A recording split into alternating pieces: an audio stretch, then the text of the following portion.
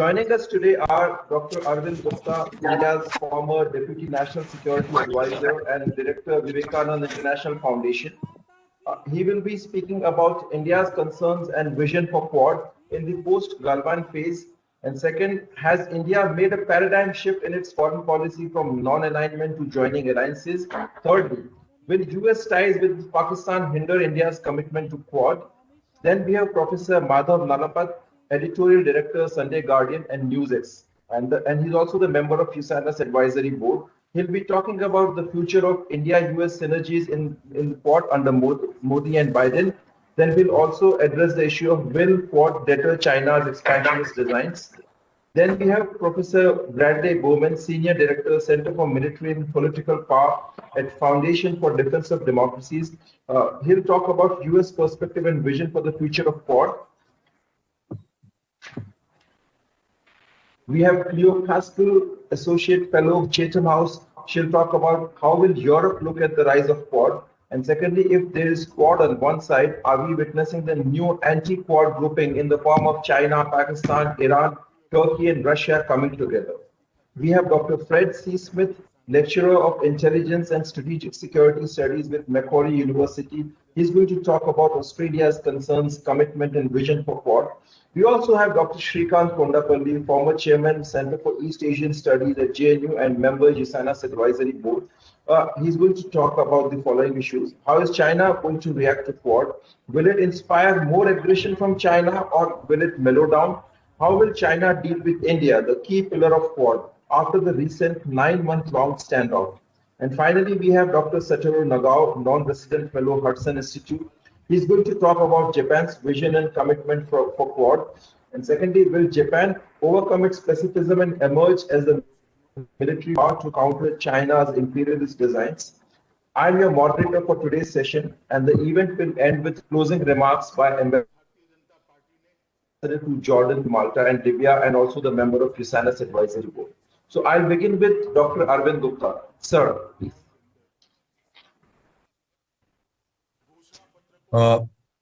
Thank you, Abhinav, and thank you, USANA's Foundation, for inviting me to this very important discussion on the Quad. And I want to recognize the presence of several colleagues and friends. I think we look forward to a great discussion. So in the 5 or 7 minutes that you have allocated to me, I can only make a few brief points. Quad, of course, the developments in the Quad-related developments need to be seen in the wider perspective of what is happening in the world and particularly in the Indo-Pacific, because all these will have a development on the evolution of Quad. And we have seen a number of important developments in the last few weeks, in fact. The latest, of course, being the US-China discussions at Alaska, and which everybody knows were very tense. We have seen the Biden administration's contours on Indo-Pacific policy becoming clearer, and they have had visits, senior level visits to Japan and South Korea, India. We have seen, of course, the Quad Summit, which is an extremely important development in the evolution of the Quad. And we are also seeing that, noticing that many people, many other countries are watching these developments with great interest and not probably have yet taken these sides. So probably we are at an inflection point in the emerging world order, and the Quad is going to be an important institution. Important institution in the emergence of the new world order. And this new world order is going to be characterized by acute competition, a comprehensive competition on all fronts: political, economic, technology, trade, and so on. And all these are interlinked. So while this competition, one of course realizes that in the last century we had the Cold War, but that was a different kind of competition. But if you want to describe acute competition, strategic competition as Cold War 2.0, then probably that is what we are entering into. But this will have new features, and this is a question that we can perhaps discuss, because in this particular setting, multilateralism is under great stress. In so far as the Quad summit was concerned, I think it was very important event because it has now given greater clarity to the Indo-Pacific. We were not sure how Biden administration would react to this when during the campaign, etc. Asia Pacific was being mentioned, Quad was not being mentioned, but now I think their views are quite clear. And the Quad itself is now becoming a much larger issue than just a simple quadrilateral security dialogue, which it initially was. Of course, security remains a very important thing. So we see vaccine diplomacy, we see a number of working groups having been set up and so on. And of course, there is also the intention to have a discussion with the range of actors, as it says. So we might even see Quad becoming Quad Plus in some form, at least some kind of a discussion with other partners. And in Europe, a lot of countries, and the latest being the UK, in their integrated review, are now tilting towards Indo-Pacific. But I think these are all right now intentions, and there is still a lot of consensus and convergence that needs to be developed, which has not happened. But what we are going to see certainly now, and the Alaska made it very clear that US-China tensions will rise. Now, how, and I think it was a deliberate ploy on both sides to open this to the media and to ensure that both sides knew exactly what their positions were. And so, more or less, they have articulated their maximalist positions, and from where they will probably be further dialogues. But the question of US-China cooperation in some areas like climate change, etc., are still open. And I think there would be further tweaking of their positions as we go along. But these US-China tensions are going to present a lot of options choices for many countries, and most important being the ASEAN, because they, as Prime Minister Lee, if you read his article in Foreign Affairs some months ago and his latest interviews to some channels, he is saying that ASEAN doesn't want to be pushed into a position where they have to take sides between US and China.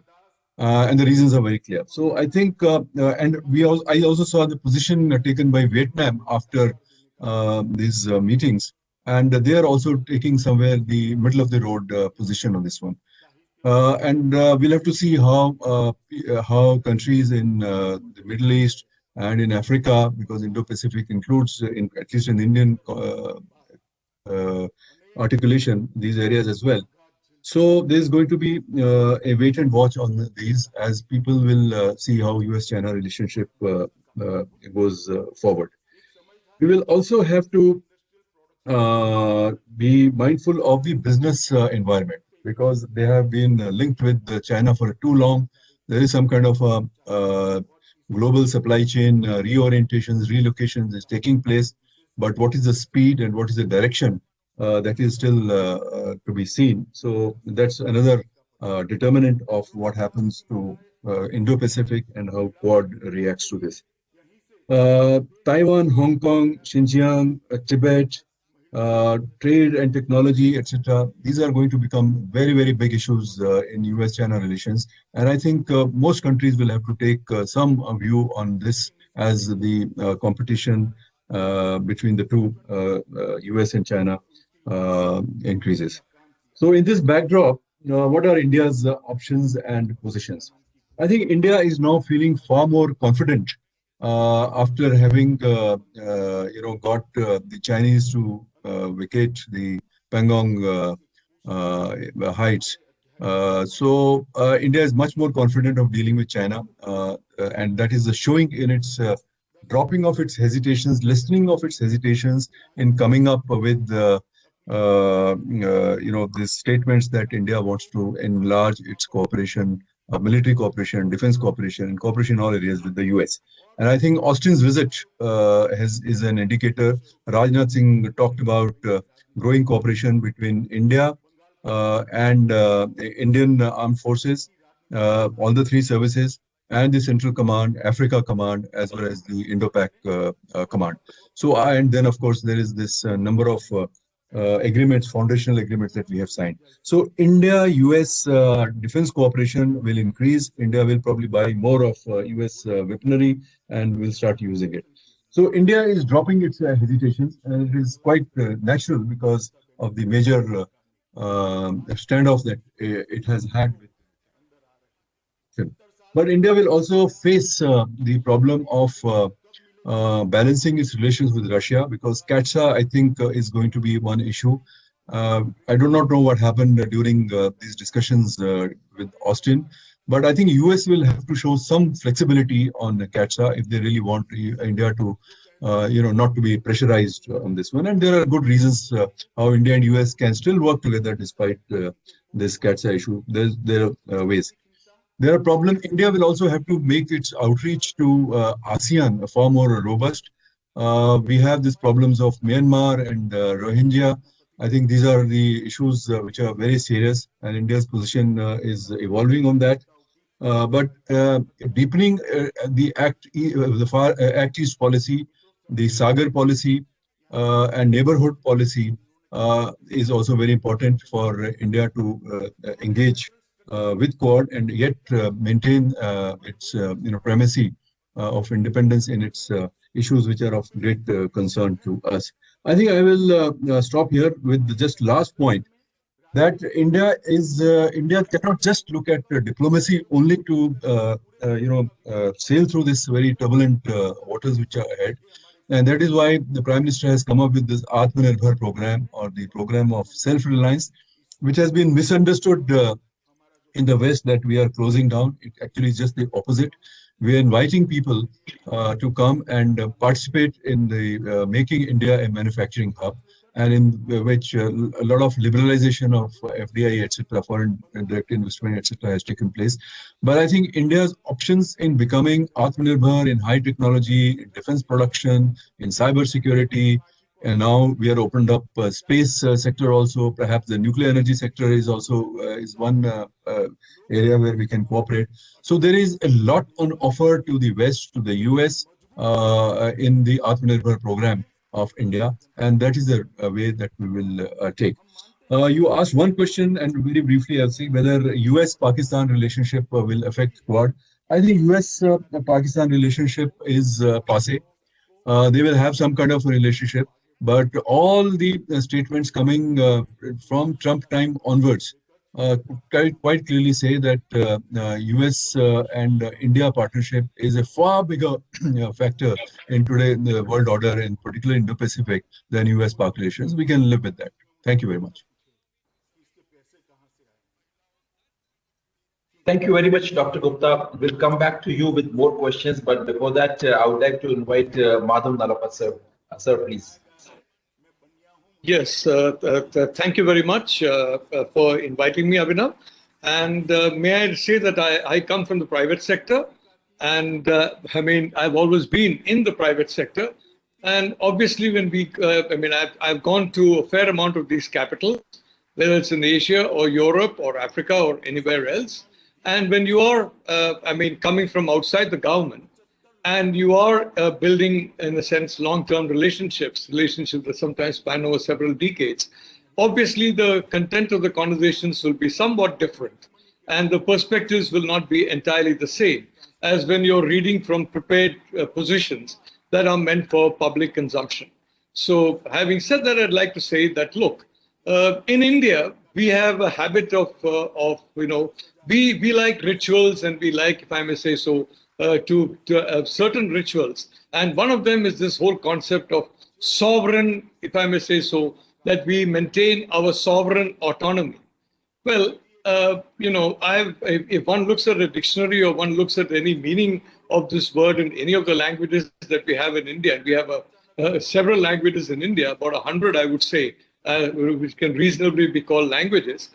It does not really, what it means, in my definition at least, is that the country takes care of its national interest. When you talk of sovereign autonomy, it basically means taking decisions that are in the overall national interest of the country. And in the case of Arvind and myself, obviously that country is India. It does not mean locking oneself into positions that have been there in the past, that may or may not have been valid in the past, but which are possibly much less valid in the present.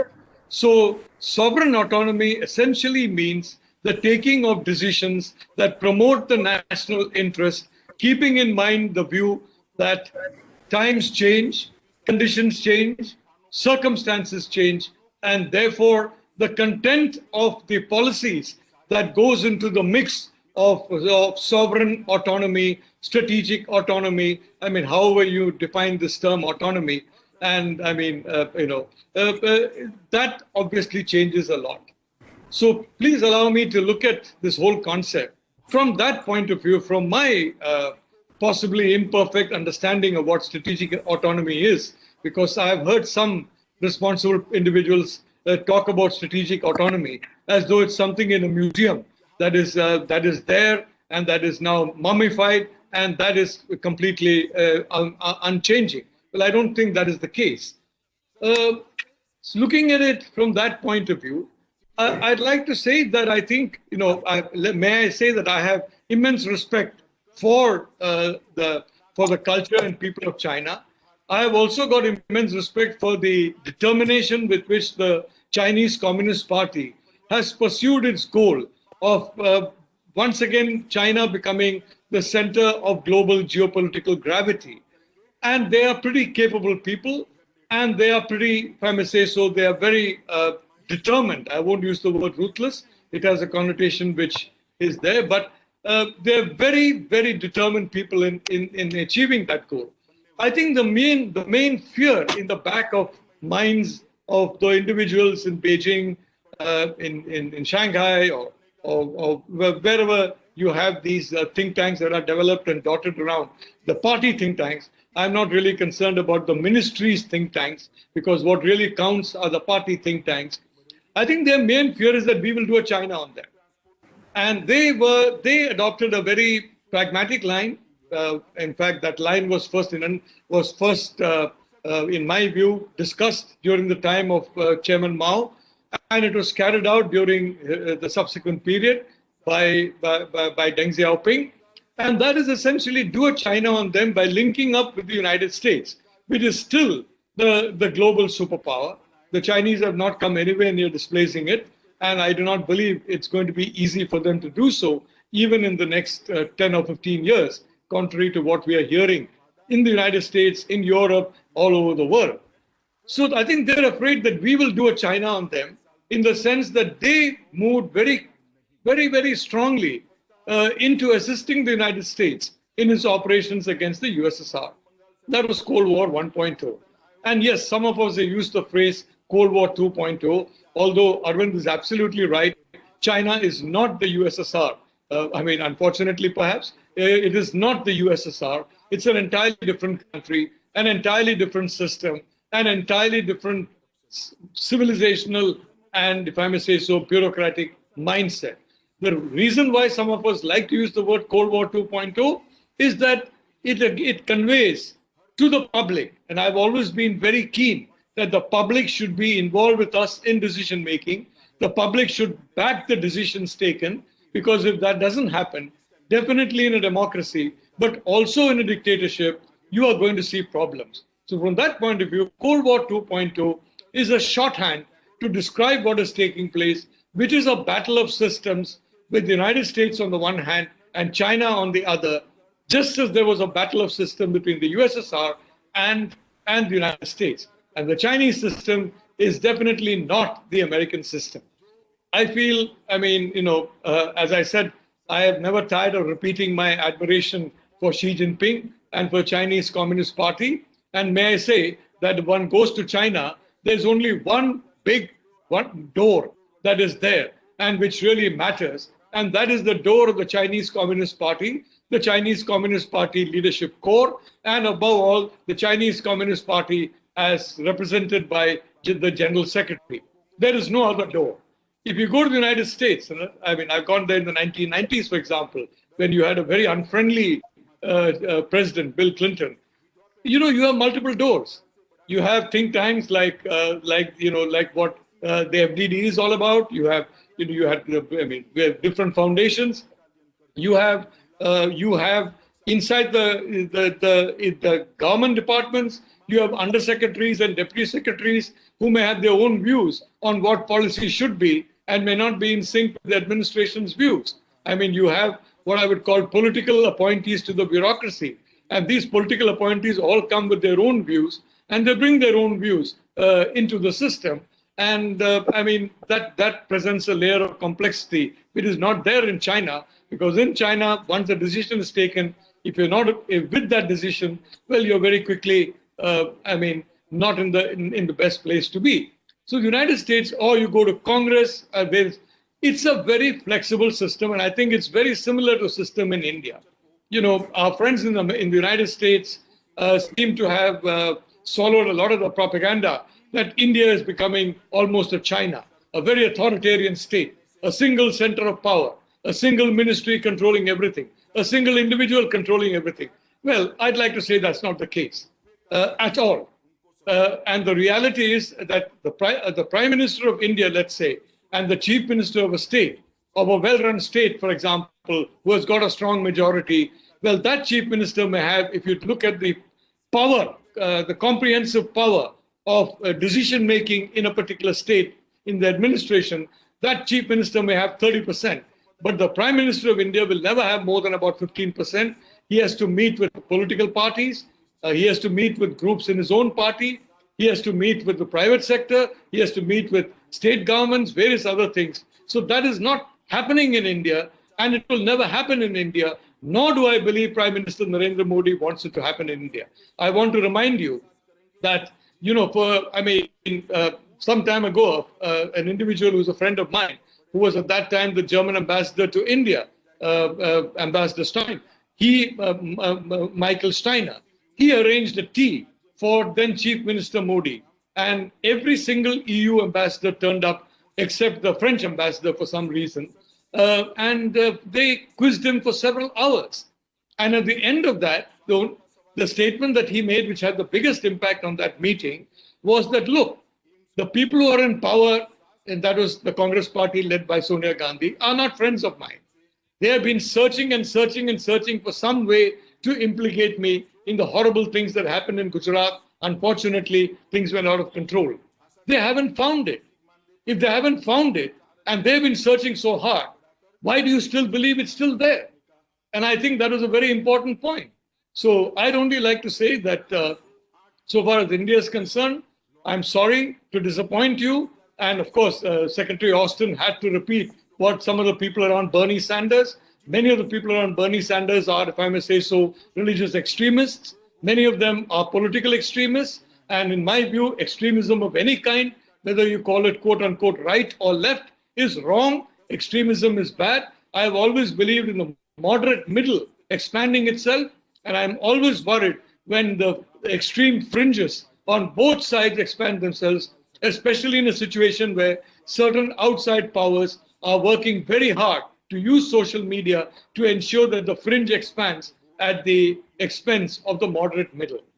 Why I'm saying all this is that so far as the Quad is concerned, if it hadn't existed, we would have had to invent it. It had to exist. The Quad has not come because it wanted to come. The Quad has not come because India or the United States or Japan or Australia wanted such a formation. It came because of circumstances.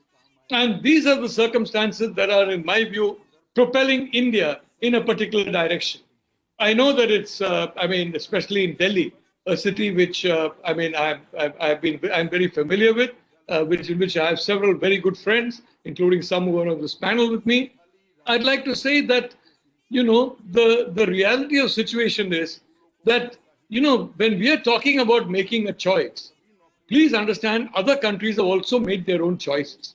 China has made its choice. It's made its choice, and the choice is the military of a country, and that military is not an India-friendly military. When the CPEC was first introduced by General Secretary Xi Jinping in 2013, if I'm not mistaken, very soon after he took charge, essentially it was signaling a security and military alliance with Pakistan, with the Pakistan military. because the Chinese have only relied on the Pakistan military for their interests, and that means they relied entirely on one single ethnic group in Pakistan to the neglect of other ethnic groups. Whether that's a sensible policy or not, we will know in about the next decade and a half ahead, but they've taken that decision. When the Chinese have taken their decision, well, then that closes certain options for us. And therefore, there would be a much more limited series of options. Let's say, for example, I am in a negotiation and somebody else has taken a very strong position which he or she will not end. Well, that, in a sense, forecloses some options for me. And I think that's something that we need to understand in India. It's not we who have taken a decision. It's not we who have taken a decision. The Chinese have taken a decision. And so far as the Americans are concerned, they have taken that decision a long while back. If you study the works of Chairman Mao, for example, if you study the functioning of the Chinese Communist Party, and may I say I've gone multiple times to that country, I have very great respect for the way in which they're determinedly going about their path of making China the hub and fulcrum of the world, the way the United States is. Well, they've had a clear line on India. And that line has been friendly to the Pakistan military quite openly. With CPEC, it was there in big, bold neon letters. Only some of us did not fully understand it. I mean, it took me, for example, 2017 before the first glimmerings of that understanding came, 2019 before the glimmerings became a certain amount of light. And from then on, it's been pretty clear as to that the Chinese have decided that really we don't have the option of what has been mentioned so often in Delhi. You know, we'll have a balancing act. We will also try to have this kind of conciliation. And I'm sorry, the Americans don't have it either, for the very simple reason that the Chinese are determined to supplant the Americans in the global technology supply chain, in the global financial chain, in the global logistics chain. They're determined to supplant them, and that determination goes back to Chairman Mao. It doesn't, it hasn't suddenly started with Xi Jinping. In fact, I respect Xi Jinping for being transparent about it, for being, if I may say so, more American about it, and less Chinese. He's now much more transparent a leader in China than we have seen from let us say, Hu Jintao, or even more so, Deng Xiaoping. Of course, Mao also was not very transparent, which is why I think Xi Jinping is the closest approximation to Mao that we have seen in the history of since 1949, when the PRC was set up. So I only want to say one final point. Number one, the Quad is here to stay. Number two, Cold War 2.0, however you define it, is here to stay.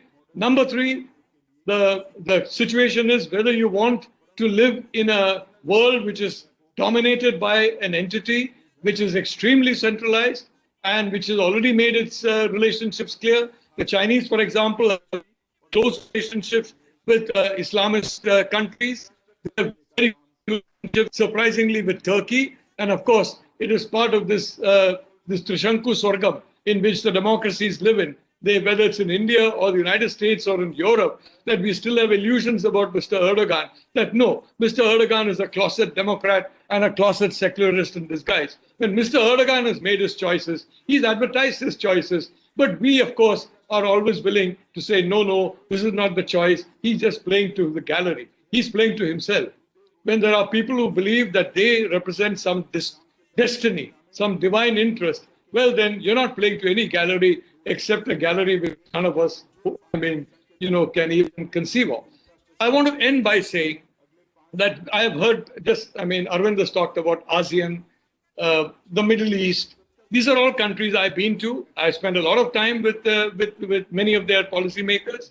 I've spent a lot of time with individuals who are very influential in the policy matrix, either because they are important in business, or they're important in scholarship, or they're important in terms of public credibility. And may I say that ASEAN will be looking very carefully at the Quad, looking very carefully specifically at the India-US alliance, and seeing whether this is a genuine alliance or it is just a flash in the pan, and whether these countries have, if I may say so, the will and the stomach to understand what is facing them and to go through with them. And if we demonstrate that will, if we demonstrate that determination, let me assure you, we are not going to be the only two countries dancing at this party ASEAN is going to shyly join the dance. The Middle Eastern countries are going to shyly join the dance. And a lot of other countries are also going to shyly join the dance. But the point is, are we going to demonstrate that? And so far as my own country is concerned, India, I mean, I love to listen to conversations in which, we're talking of strategic autonomy, strategic balance, dancing here, dancing there. And of course, our good friends, Russia. The Russia today is not the Russia of the Soviet Union with which we signed a pact in 1971. There's a slight difference between those two countries. I've been to the Soviet Union. I've been to Russia. It hits me. And maybe because I'm not smart enough to understand the essential similarity between the two and how the Russian mind is still, the Soviet Union and Russia are the same. But I can't understand. But the reality is the Sino-Russian alliance is today a fact of life. And this has foreclosed certain strategic options for India, including, if I may say so, on S-400. I have long said it will be a mistake. And I have also said that Donald Trump believed only in one thing, which was love that you pay for. Well, if you pay for love, it's not love. And Donald Trump had no idea of any other kind of relationship except a paid relationship. The point is, the United States has to come forward with THAAD. It has to come forward with an offer to India of systems and networking and interlinking so that India becomes part of the way the democracies protect themselves.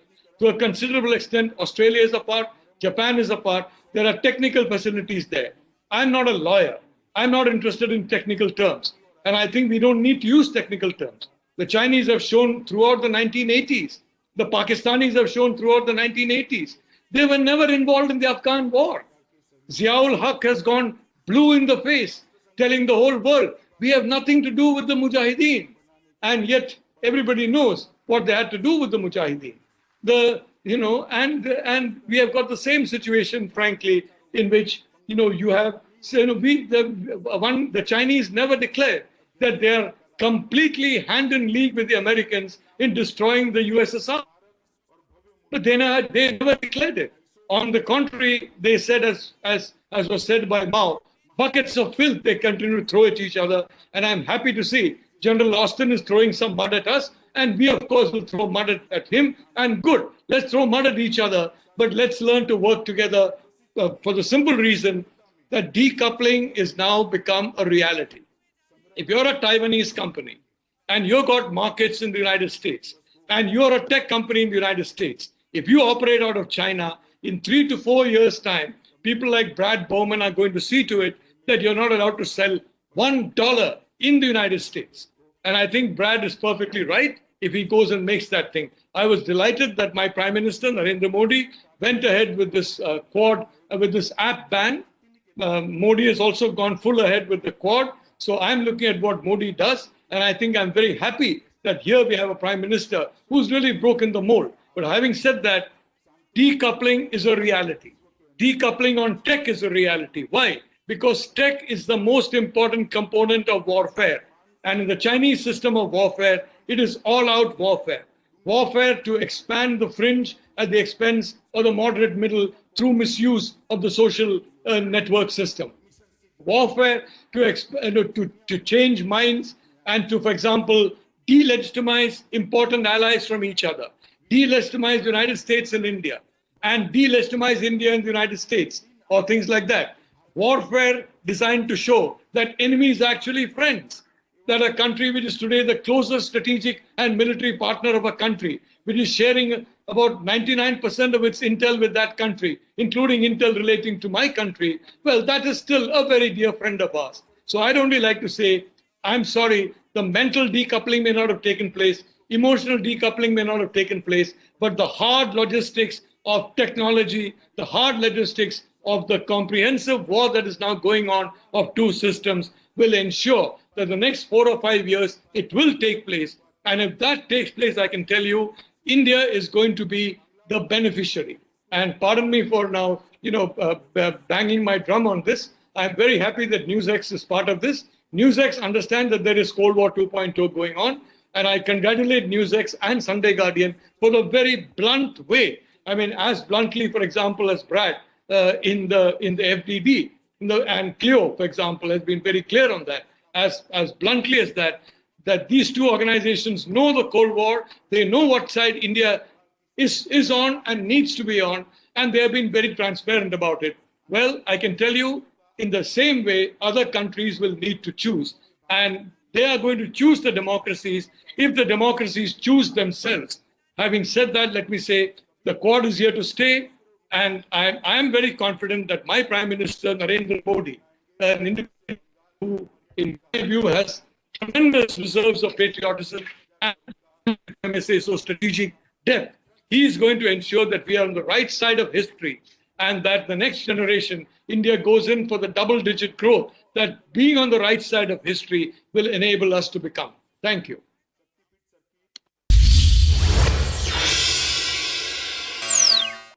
यार आज तो आप नौकरी करते हो, घर का खर्चा चलाते हो, बच्चों की स्कूल की फीस भरते हो, पर आपने सोचा है अगर आप नहीं रहे तो क्या होगा? आज ही टर्म लाइफ इंश्योरेंस करवाइए policybazaar.com पे। महंगा नहीं है। policybazaar.com पे 1 करोड़ का टर्म लाइफ इंश्योरेंस सिर्फ 400 रुपए महीने से शुरू। एक 30 साल के इंसान के लिए 1 करोड़ का टर्म लाइफ इंश्योरेंस 9,000 तक का भी है और 15,000 तक का भी। policybazaar.com पे 15 से ज्यादा कंपनीज के टर्म लाइफ इंश्योरेंस कंपेयर करके पैसे बचाओ। जब भी लोन की जरूरत हो ना, पैसाबाजार.com पे जाओ, सभी बैंक में से बेस्ट ईएमआई वाला लोन चूज करो, झट से लोन अप्रूवल, फट से पैसा आपके अकाउंट में। पैसाबाजार.com। अपना खुद का आवास हर व्यक्ति का सपना होता है और पिछले 4 वर्षों में मुख्यमंत्री योगी आदित्यनाथ के नेतृत्व में उत्तर प्रदेश सरकार ने प्रदेशवासियों के खुद के आवास के सपने को पूरा किया है। उत्तर प्रदेश में 40 लाख से अधिक आवास प्रधानमंत्री आवास योजना के अंतर्गत स्वीकृत हुए हैं, जो आज तक किसी भी सरकार में सबसे अधिक है। और साथ ही प्रधानमंत्री आवास योजना ग्रामीण के तहत उत्तर प्रदेश को सर्वाधिक 9 पुरस्कार प्राप्त हुए हैं। मुख्यमंत्री आवास योजना ग्रामीण के अंतर्गत 76,000 से अधिक परिवारों को स्वयं का आवास मिल चुका है। मुझे प्रसन्नता है कि मुख्यमंत्री आवास योजना में 76,000 परिवार अब तक आवास से वंचित थे और इतने परिवारों के जीवन में व्यापक खुशहाली लाने का कार्य इस योजना ने किया है। और बहुचर्चित लाइट हाउस प्रोजेक्ट के लिए मॉडल रूप में उत्तर प्रदेश का चयन हुआ है। लोगों की सुविधा के लिए उत्तर प्रदेश में 2 करोड़ 61 लाख से अधिक शौचालयों का निर्माण कराया गया है, जिससे 7 करोड़ से अधिक लोग लाभान्वित हुए हैं।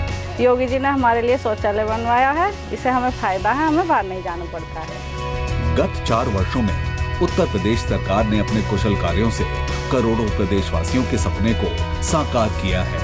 उत्तर प्रदेश में काम दमदार, योगी सरकार।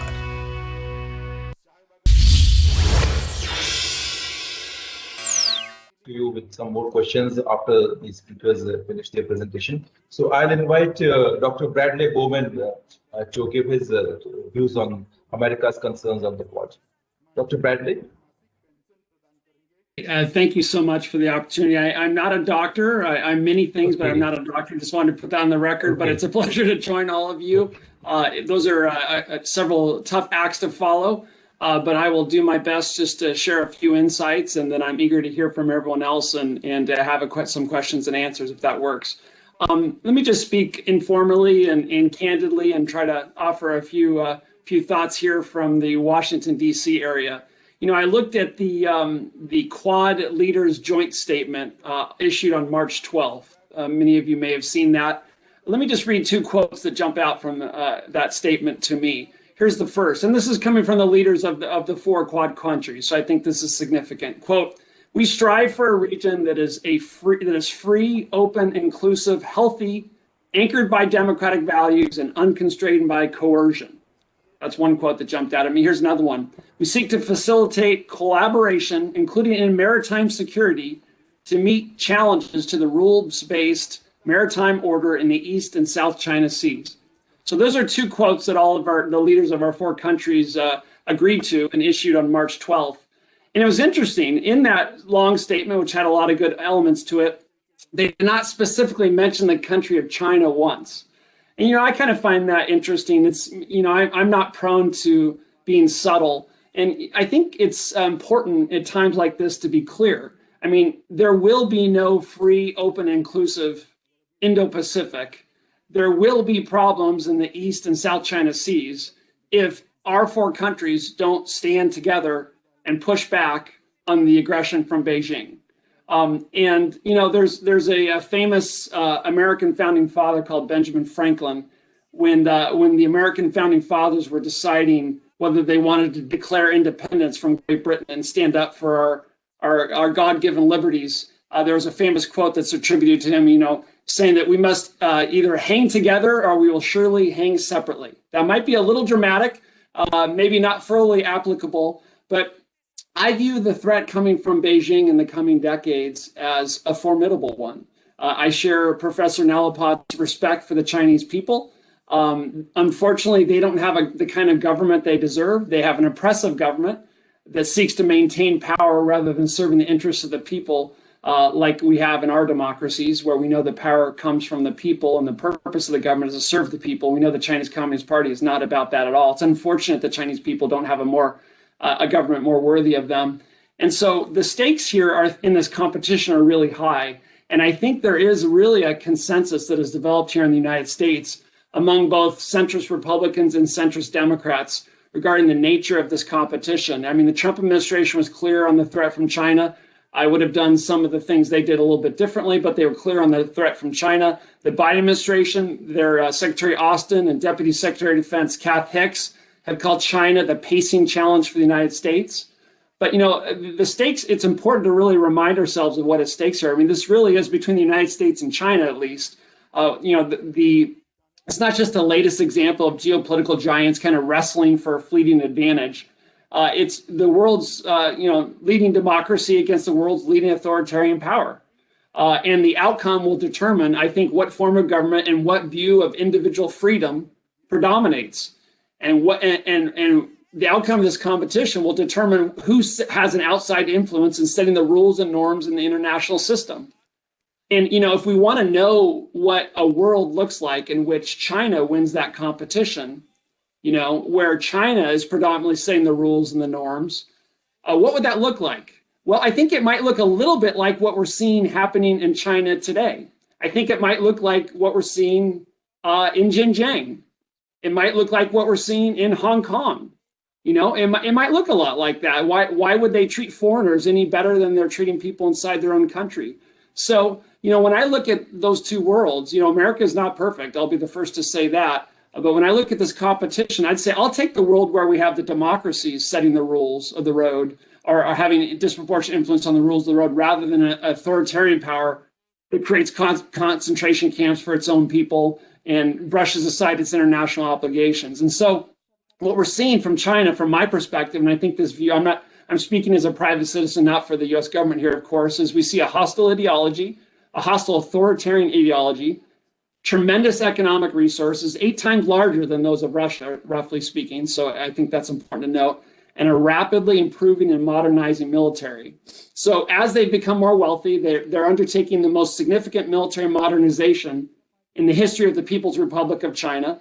You know, we've seen a much more aggressive militaristic policy since Xi became general secretary of the party in 2012.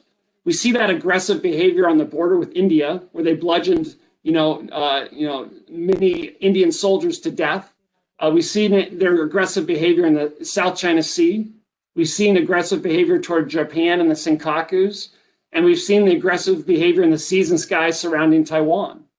So, you know, we'll often like to say, well, China doesn't want a military conflict, you know, and we see them doing things in information operations, diplomacy, economics that are all concerning. You know, they don't want a military conflict. Well, they haven't wanted a military conflict in the past because they knew they'd get beat. They'd be defeated, right? But they're undertaking a massive military modernization effort focused on several areas of technology that are quite impressive on artificial intelligence, deploying, you know, hundreds and thousands of missiles, threatening Taiwan, 1,200 to 2,000, depending on some numbers. And our top U.S. military officer in the Indo-Pacific testified last week to Congress and said that he projected military aggression against Taiwan in the next 6 years. So, you know, I think it's important for us to remember that this challenge is going to become so robust that no one country, no matter how powerful we are, can deal with it effectively alone. And, we can talk about sovereignty. I'm a big fan of sovereignty. We can talk about national interest. I think it's in all of our national interest to work more closely together, because we don't see, this isn't a counter-China coalition. It's not about what we're against. It's about what we're for. And if you want to know what we're for, just go back to the statement on March 12th. We're for a free, open, inclusive Indo-Pacific that's free of coercion. But newsflash, China doesn't buy that. They don't want that. And we should call a spade a spade. We know that they're going to do exactly what they have the power to get away with. That's what they did in Hong Kong, and that's what they're going to do in Taiwan in the next 5 to 10 years, unless we stand with the free people of Taiwan. We have to make Taiwan the military equivalent of a porcupine, as others have said, an unappealing candidate for consumption by a predator. And if we don't do that, our top commander is saying in the next 6 years, we're going to see military aggression from Beijing against Taiwan. And the temptation, with a bully on a playground, I think so much of good policy can come from just a simple metaphor of like a bully on a playground. When you got a bully on a playground that's going around trying to intimidate people, beat people up, take their lunch money, what do? You don't deal with them one-on-one, because you're going to get beat up, right? You get all the good kids together, and then you approach the bully together and you say, you knock it off. You mess with one of us, you're going to mess with all of us. And that's what we need to do. We don't need the United States sailing by itself through the South China Sea. We should have Japan, Australia, India, United States sailing together through the South China Sea. We should be sailing together through the Taiwan Strait. When Beijing tries to pick on Australia using economic coercion, we should say to Beijing, you're messing with all of us. When they kill Indian soldiers on the border, we should say, no, you're messing with all of us. And that's how you deal with the bully. And it can't just be tough talk like that. We have to match it with real military power. Or all these concerns on information operations, economic diplomacy, that's going to become military force in the next decade or two if we don't team up on what? Training, exercises, operation, military research and development. We need to make sure that the good guys have the best weapons. You want to maintain that free, open, and inclusive Indo-Pacific? Then you better make sure that the good guys have the best weapons. They know how to use them. They train together. They operate together. For what purpose? Not because we want to be the bullies. We don't want to be the bullies. We want a free, open, inclusive Indo-Pacific, free of coercion. We just want to make it clear to Beijing what? We want to make it clear that they cannot accomplish their political objectives in the region with military aggression. And then once they realize that, then they'll come to the negotiating table, the diplomacy table in good faith, and then we can have the kind of conversation that we need to have. But if we don't stand together, then we're going to see more and more aggression from Beijing, and the very thing we don't want. So I think the stakes are high. Hopefully you sense my sincerity here. We're doing a lot already bilaterally with the countries, the Malabar exercises, multilateral exercises, that is all great. But we're going to have to take it to the next level if we're going to defend this free, open, inclusive Indo-Pacific and deter aggression from Beijing. So those are my thoughts. I hope they're interesting and helpful. I could talk a little bit more about individual countries. I would just end with 2 or 3 last quick things. Just a couple facts that are put on the table. China and Russia are working more closely together than they have since the 1950s. So I think a lot of my friends in India need to consider that. China and Russia are working more closely than they have since the 1950s. And if you want to look at the recent report from the Stockholm International Peace Research Institute, you'll find that China continues to be the leading arms supplier to Pakistan. So, these are all concerns that Americans and Indians and others should be concerned about. We can talk more about them in the Q&A, but I hope that's helpful. Thanks for the opportunity. Thank you very much, Brad. Thank you. I'll invite Cleo to share her views. Cleo, over to you. Thank you. Those are really some hard acts to follow. The passion and the knowledge and the intensity is invigorating, and it's exactly what we need right now. So the question is, why is a Canadian sitting in Miami going to answer the question about Europe?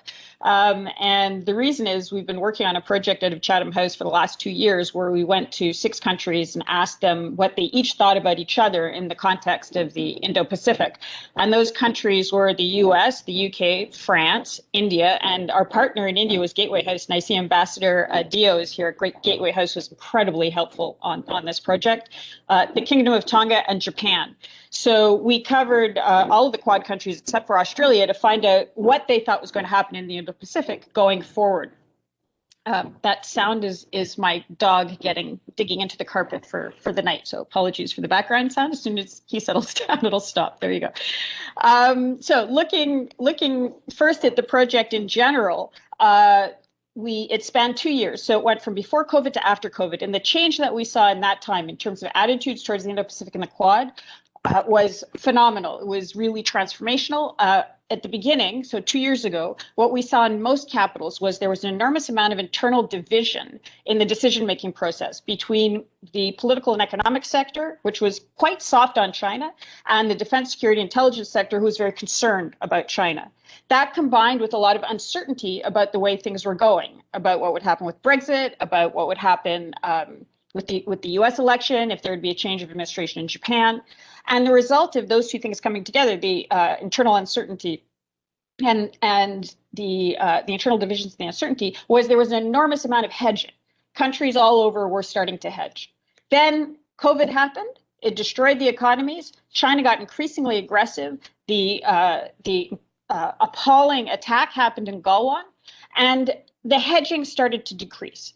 And as the hedging started to decrease, there became a lot less maneuvering room, and sides started to be picked in a way that we really couldn't have anticipated 2 years ago. So you're seeing a shift in supply chains, you're seeing much more defense cooperation with the countries in the Quad, but in fact, you're seeing the Quad itself reinvigorated to a degree that I think was unanticipated and is very welcome. And that change cascaded throughout all of these ancillary countries that were in the process of trying to put together their Indo-Pacific projects, including in Europe. So the two main ones in Europe are France and the UK. Germany and Netherlands have announced they have some Indo-Pacific plan, but they haven't really put any serious money or interest on the table, and both of them are quite heavily economically linked to China, so it's uncertain how effective they would be anyway. So the question is, what about France and the UK? So first we'll do France. So France is kind of unusual. It's in terms of being a European power, because it is actually a resident in both the Indian Ocean and in the Pacific Ocean. It has territories in both, and it considers itself a resident power, and it tries to belong to any single organization that it can from anywhere across the board. And it's very overt about wanting to advance French interests, and those French interests in the Indo-Pacific broadly break down into the energy sector, defense sector, and infrastructure sector. And during the interviews we did in France, the French were very clear that they present themselves in the region as a good deal because they have lower political and military conditionality than the US. And that's one of the ways that they try to get into markets. And they do not want hedging to decrease, because the hedging allows them to sell submarines to Pakistan and to India, for example, and potentially to Australia. I think Professor Smith will talk about that going forward also. So the hedging benefited France. And one of the people from the French energy sector who was in the workshop, in the roundtable, specifically said one of the things they were worried about if there was increasing division was they would be blocked out of places like Myanmar. And in fact, just within the last couple of days, EDF has said that they're going to have to pull out of, or they're going to put a stop on their developments in Myanmar. So that's an indication of how it actually is happening and how it's affecting the French. The question about specifically the French and the Quad, it's really a question of how the other four members see a potential new entrant. So in the case of France, India and France, as you well know, have very good relations. There's been cooperation in space for decades. There's a lot of Indian Ocean maritime domain awareness that's happening. There are pretty good relationships with Australia as well. Australia and France are actually maritime neighbors. New Caledonia shares a maritime boundary with Australia. They're doing more work together. There was just a big upset in the Pacific Island Forum that seemed to indicate that Australia and France were working closer together in that respect as well. But when it comes to the U.S., what we learned from our research in the U.S. was, they're okay with the French, but there is a perception that if there's a change in French administration, the French might not be as friendly to the U.S. So this French administration, Macron is considered friendly to the U.S., but who knows what will happen if another administration comes in France. And the Japanese-French relationship is sort of okay, but it has some bones of contention, again, around the submarine sales and some other little gritty issues. So France is definitely wants to play, but it wants to play an ambiguous role, and it's uncertain if all 4 Quad members would be willing to bring it in the same way that there might be some other countries. In terms of the UK, as Dr. Gupta mentioned, the integrated review, which is this massive reassessment of UK foreign and defense and development policy, was released last week. And in it, it has a whole section on what they call the Indo-Pacific tilt.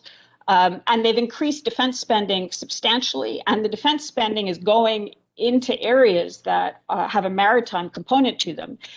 So, for example, the HMS Queen Elizabeth carrier group will be going with American F-35s and Marines across the Indo-Pacific and to Japan. And that's the key thing.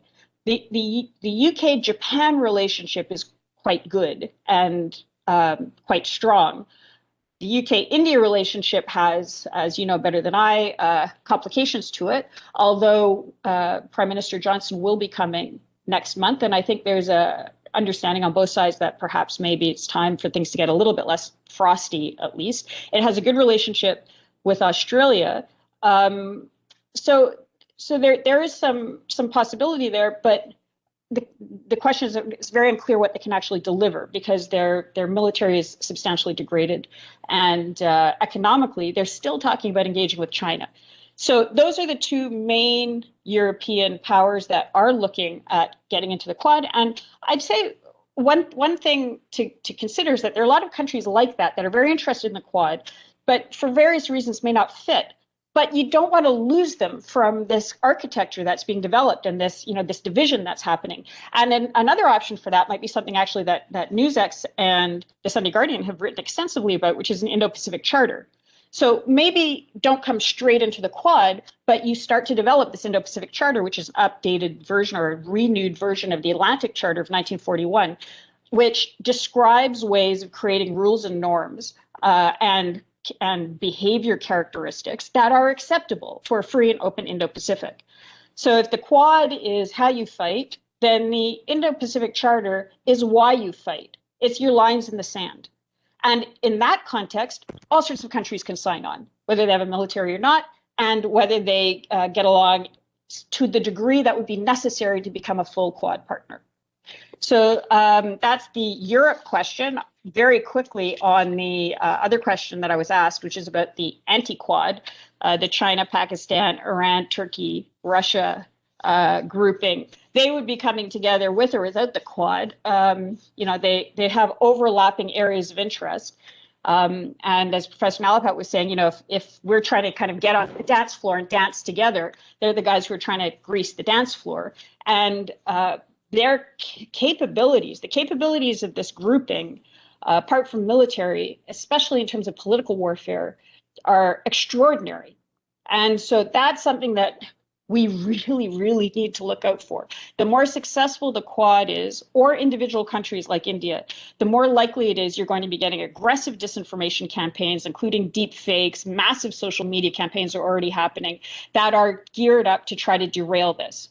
So that's why creating the trust with the Quad and keeping it and building it is going to be imperative moving forward.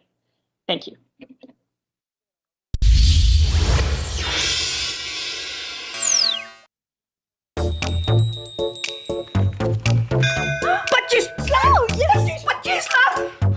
Third class hospital का five-star bill. अब hospital bill के आगे health insurance कम नहीं पड़ेगा। PolicyBazaar.com पे 1 करोड़ का health insurance सिर्फ 400 रुपए महीने से शुरू।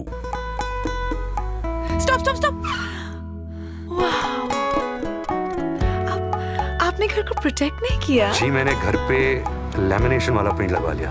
Asian Paints Ultima protect. That's so smart. तो बात फाइनल। आपकी शादी इस देखो छोकरा कितना ब्यूटीफुल है। आपकी शादी इसी घर से होगी। लैमिनेशन वाला exterior paint Asian Paints Ultima Protect. बारिश, धूप और धूल को आने दो। My journey of insurance and investments began at the same time when I invested in LIC SEEP. In this fast-moving world, SEEP can balance your funds with security and growth. Seep will take care of the ups and downs of the market and will give you fruitful results so that you enjoy the ride. And when Seep is with you, you can soar high. LIC's unit-linked insurance plan SEEP offers savings and protection so that you can soar high in your life. LIC, हर पल आपके साथ. ऐसा ही आएगा ना? Promise. सिर्फ experts के promise से assurance मिलती है, जैसे ड्यूलक्स एश्योरेंस. अगर ड्यूलक्स पेंट से न मिले परफेक्ट कलर, फिनिश और कवरेज, तो हम पेंट रिप्लेस करेंगे. It's a promise.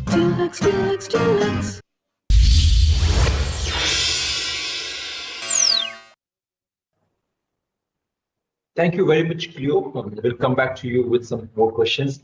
Fred, please share your views. I'll just share the PowerPoint, which you sent. I think it's working, and let us just try.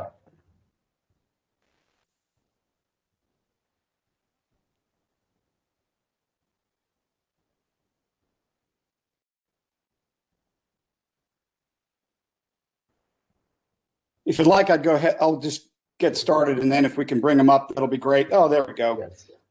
Thank you very much. It's an honor to be here. First time I've participated, and I really do appreciate it. I've learned a lot already by listening to the previous speakers. So like Brad, I have to correct something. I'm not Dr. Fred. I'm just Fred. I've been a lecturer at Macquarie University in the Security Studies Department now since 2013. Before that, I spent 30 years in the U.S. Navy, the Naval Intelligence Community.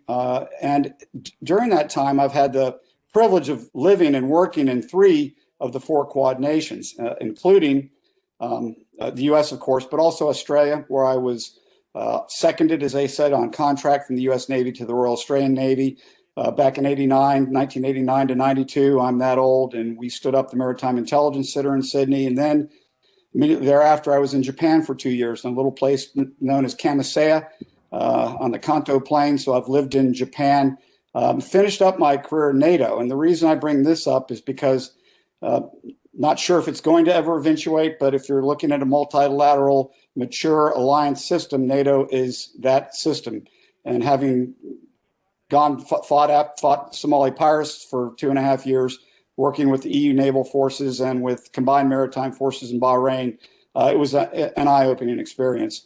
I've never been to India. I'm sad to say. I've been through the 8 and 10 degree channel 4 times, through the Bay of Bengal, the Indian Ocean, and Northern Arabian Sea, both in 1983 on the USS Ranger, an aircraft carrier during the Iran-Iraq tanker war, and then during Operation Enduring Freedom just after 9/11 on the USS John C. Stennis, operating the Northern Arabian Sea as well. So that's my background. And again, I represent me. I don't represent anything else, just me in this. And these are my perceptions as an American citizen, but yet as someone who is living as a permanent resident. I have to be to get I can't get citizenship even if I wanted to. I wouldn't get my retirement pay. So that's important. But that's why I'm in Australia. I met my wife. We moved back, and I'm here in an unusual position, being an American citizen and a permanent resident, and looking at it from my background, which has its own paradigm, I will admit. Having said that, I want to look at Australia's, what I'll consider its on again, off again, conflicted relationship, somewhat conflicted, I'd say, until recently with the Quad. And I'd ask the question, is it a security relationship or is it not? Is it a military type alignment or is it not? And I first want to bring up in this timeline, as I went back and looked at it, I thought it was important to consider you can't know where you're at today or where you're going tomorrow if you don't know where you came from. So with that in mind, I did this timeline. So it's here, if you'd like it, you can keep it. But certainly I didn't really understand Malabar, how important it was at the time. But Malabar really came out of the Cold War. The end of the Cold War, as a couple of speakers have alluded to, it changed a lot. And finally, the U.S. and India could do something together. And the first evidence of this was Malabar, from my perspective. And I remember the first iterations were very simple. Flag hoists and flashing lights. We used to make fun of them. They were so simplistic. But I'll tell you, I'm not making fun of them anymore, because I think Malabar is probably at least the key initial component if there will ever be any type of military aspect or deterrence aspect that requires security from a military perspective. And I think this is probably central to that at some point. So Malabar, after, it's one fits and starts, but after 9/11, since 2002, it's gone on uninterrupted. So it doesn't show up on this slide, but if you, there is one text box at the bottom explaining the coloring. There is a method to my madness. The light blue is a diplomatic and informational, I'll call it lever, when we use diplomacy, information, military, economic levers of national power. The light blue is a D in the I.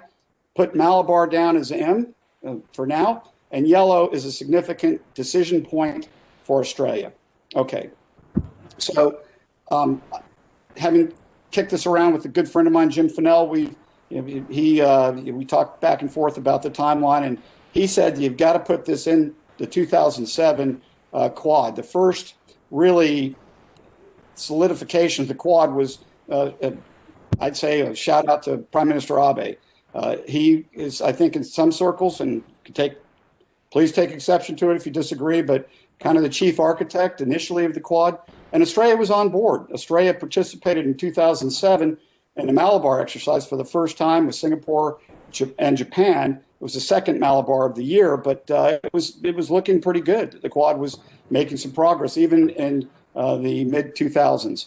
But in 2008, that all changed. And Prime Minister Rudd, after, as I've remember and read to refresh my memory, after a trip to Beijing, withdrew from the Quad and from Malabar in 2008. And that was pretty much it for a number of years. I would say that in 2009, here are a few events that were very important, but went largely from an Australian perspective. And I can't speak for 2009 because I was in NATO in Northwood, but the 9-line map, where China basically claimed the entire South China Sea, and everyone thought it was a cartoon and they weren't serious, but now we know that they're very serious. Then in 2011, late 2011, I was there in Australia for the, at least early 2012, for the announced pivot to Asia and rebalance to Asia during that re-election year in 2012.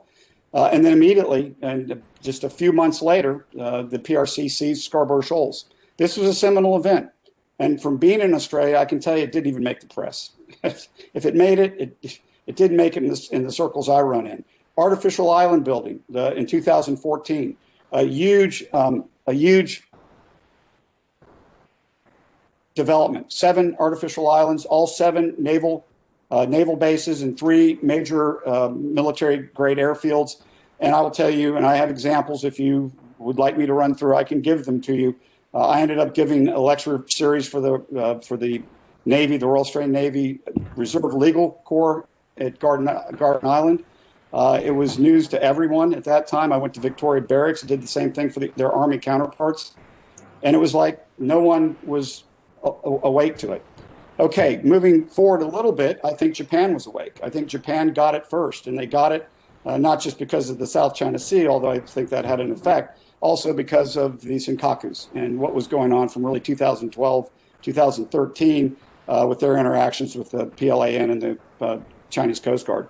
So they joined Malabar, and they also joined Talisman Sabre. Now, I bring this up because I think Talisman Sabre might be another lever that we could look at using in the future to bring together the Quad. And I say that from the perspective that in 2015, Japan and New Zealand joined what is probably one of the most major and complicated air, ground, sea, Marines. You've got everything in that exercise. And it went from being just Australia and the U.S. to being a multilateral exercise beyond the bilat. However, even though Canada and the UK have now joined and participated in 2019, where's India? That's an open question. I'll leave that till later. I know diplomacy is not, shouldn't be under the purview of the PACOM commander, but Admiral Harris did in 2016 bring the Quad back on the scope for Australia and India too, I know, but certainly made a speech in India and in Australia, and I was there at the Lowy Institute when he brought up the Quad there. In 2016, it got it back on the radar. And then in 2016, Australia, I asked Cleo about this, if I should be, what I should say or not say, but I've toned down my language. But the decision by Australia to buy the Barracuda, the French Barracuda, instead of the government, the heart and soul, the full faith and credit, not just of Kawasaki and Mitsubishi Heavy Industries, but the Japanese government, not buying the Soryu, was a it was a missed opportunity. And I think from the perspective of alliance building and procurement, it was a missed opportunity. Okay, and we'll leave it at that. Please, next slide. 2016, really good. I think this has already been mentioned, that the India-U.S. logistics sharing, I never thought I'd see the day, and there it is. 2016, Japan continued in Malabar, and then in 2017, another diplomatic event that was noteworthy, very noteworthy, was this bringing together the Quad in a formal way between then new President Trump, as well as Prime Minister Modi, Prime Minister Turnbull, and Prime Minister Abe. So Malabar, Australia tried to get back in for 2 years, didn't. In 2019, major exercise, Australia Index. Not sure how much that had an influence, but I think that helped bring Australian Index together, because I think there has been a little bit of distrust, to put it mildly, maybe that's a fair term, distrust between India and Australia, and whether Australia's heart was in this, even Malabar. And so after the index, things started changing. The Comprehensive Strategic Partnership was signed in June of last year, major development, and then Malabar, Australia's back in. And then which is already mentioned, the quadrilateral dialogue, the first ever summit, even though it was virtual, with new President Biden, Modi, Prime Minister Suga, and Prime Minister Morrison. So that's where we stand today. However, you'll notice that I know there was some mention of security, but not a whole lot. And if anything, it was somewhat played down about COVID vaccines, climate change, and technologies. Next slide, please. So this is the way ahead as I see it. And I'm sorry I went over a little bit on this, on my time, but I want to hit this very quickly, where I see Australia, indicators of the future. Now, what's going to happen? No one knows the future, but I would say, in my estimate, continuity is critical. There will be an election next year. The odds are on Labor winning, but I never believe the odds, and to me, I'm ambivalent. I am apolitical, and certainly that's a good place to be in this. I don't think there's much space between Labor, National Coalition, or between Labor and the Liberal National Coalition. But next year, there's going to be a change of government. Will it survive the test of time? I think it will. I think it is cemented enough in the political mindset, but we'll see. So that's going to be a decision point. Definitions. My big question for the Quad is it a security relationship or not? Will it have a military alignment?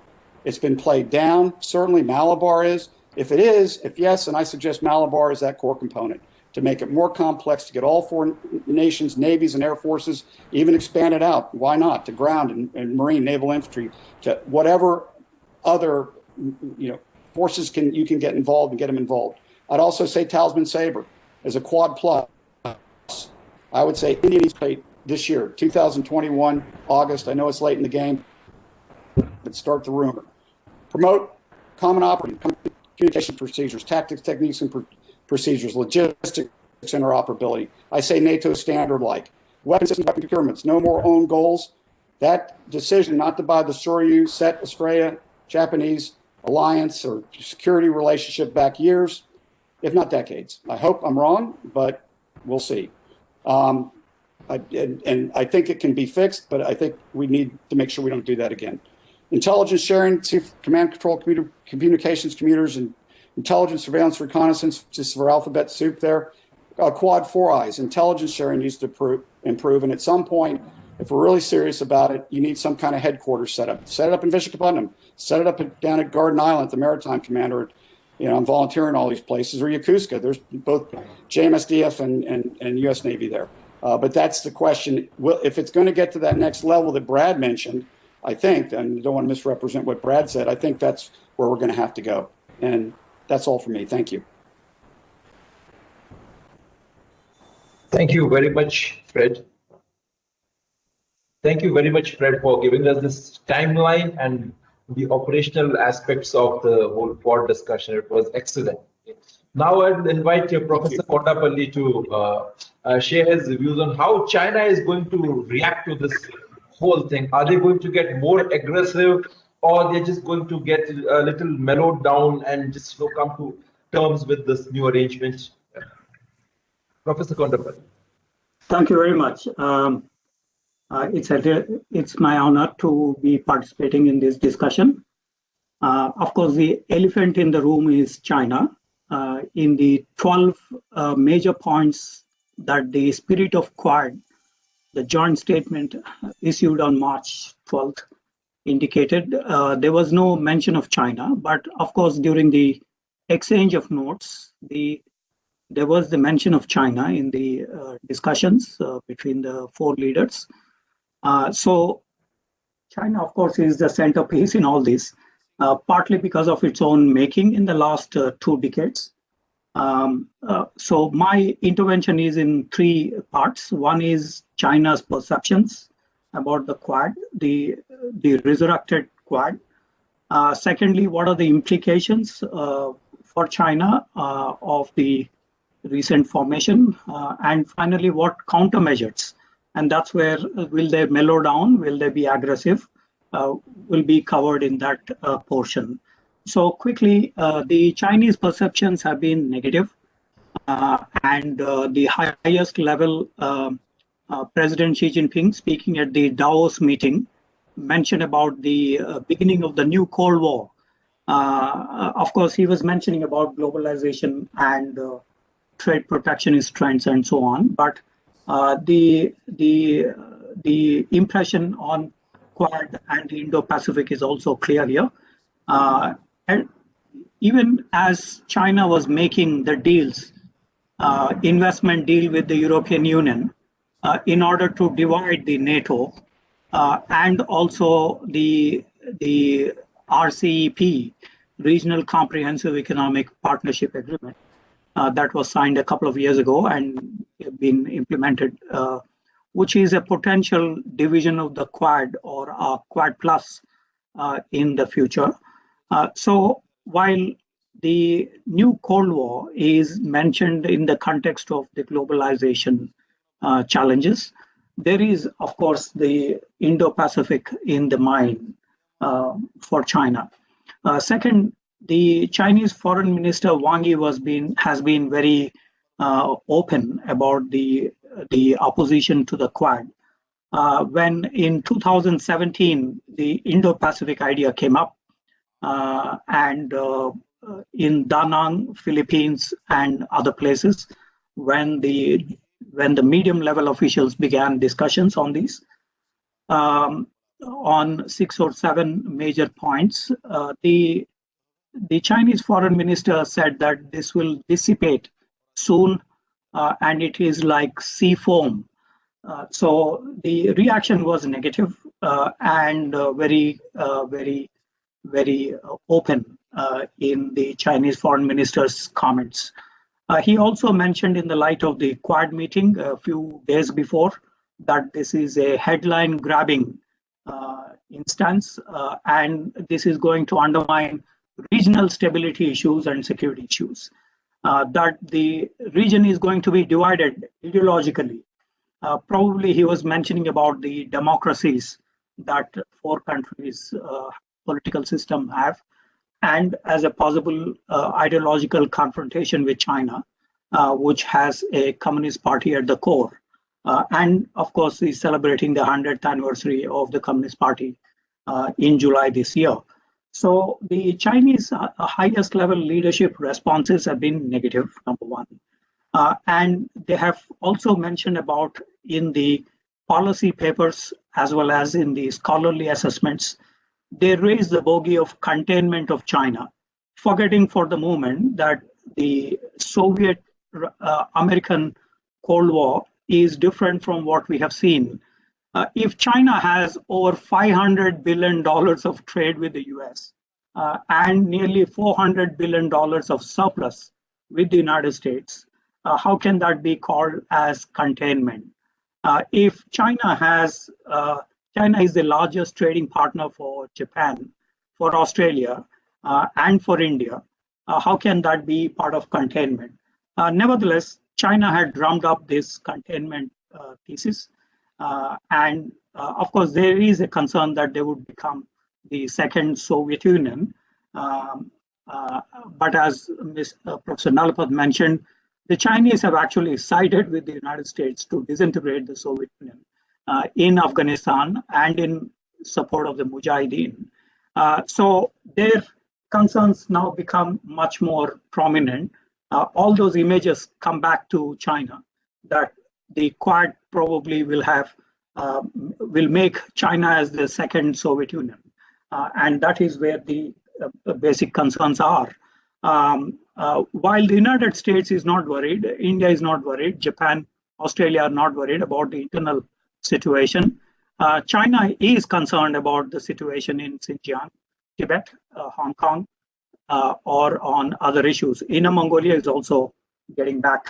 So the containment thesis has very strong resonances in China, although they have been using the globalization period to their advantage in building up their own technology, economy, and their own comprehensive national strength. They have also mentioned in the policy papers that Quad is going to become an Asian NATO, or as the foreign minister mentioned, an Indo-Pacific NATO. So those images again have become common in their discourse, because the NATO has been one of the major institutions to have been part of the disintegration of the Soviet Union. So those images have been in circulation in China. The third major concern here in the Chinese perceptions is that China has assiduously built up its influence across the Indo-Pacific, what they call Asia-Pacific before. By the way, China never used the word Indo-Pacific. They've been using mostly Asia-Pacific, of which they are a major beneficiary. And Indo-Pacific threatens to upset the apple cart. And so there is a concern, a major concern, on losing China's influence. In the last 3 decades, they built up in the whole of the Indo-Pacific. So the kind of multilateral institutions, the kind of economic clout, the kind of military and assertiveness on many regions. As someone pointed out, there was the South China Sea and East China Sea was specifically mentioned in the spirit of Quad joint statement. So those are some Chinese perceptions.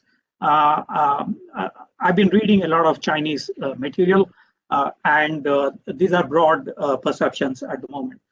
The second is the implications. Due to the time constraint, let me just mention a few points here. Implications for China are going to be drastic. For instance, the kind of Chinese world order that they built up in the last 2-3 decades is going to be affected. And that is where the Chinese major concerns are. But in fact, the Chinese have been very, they have benefited a lot with the American withdrawal from the Subic Bay in 1990s, as well as the Soviet Union withdrawal from the Cam Ranh Bay in Vietnam. And China filled up all these vacuum left open by the former Soviet Union, as well as the United States. In fact, today, ASEAN came under the Chinese influence on many counts, many indicators, and this is where they see the biggest challenge. The second biggest challenge they see in the Korean Peninsula, which is where much of the action is likely to be seen in the near future. So the implication is in this aspect. Secondly, immediately in the short term, there will be consequences for the Paralympics next year to be conducted in China. Many countries are asking for a boycott of these. We do not know how the situation would evolve. There are, in the US Congress and other places, there are calls for the boycott of the Paralympics. So this could probably be one area of impact in the near future, in the next few months' time. Some countries have openly mentioned about the boycott. Some are toying up with the idea. So that is the immediate. The second immediate implication is for the 100th anniversary of the Communist Party, which is they're going to celebrate in July this year. And so this would be a problem from the legitimacy point of view. If China's influence is getting restricted with the spread of the Quad, then there is a concern, a gloom on the 100th anniversary of the Communist Party. So that's one implication. But essentially, China had built up the Belt and Road Initiative architecture. So essentially, it would be in the economic field, also in terms of supply chain management, because the Quad members have indicated for sustainable supply chain management in the background of the pandemic last year and continuing. So there would be consequences on alternative supply chain because of the disruptions we saw last year due to the COVID-19 pandemic. The other is in terms of the FDI, foreign direct investment. There is alternative competitors coming up in attracting the FDI. For instance, India, which is going to see a huge jump in the FDI attraction. So this is going to be a problematic for China in the longer run.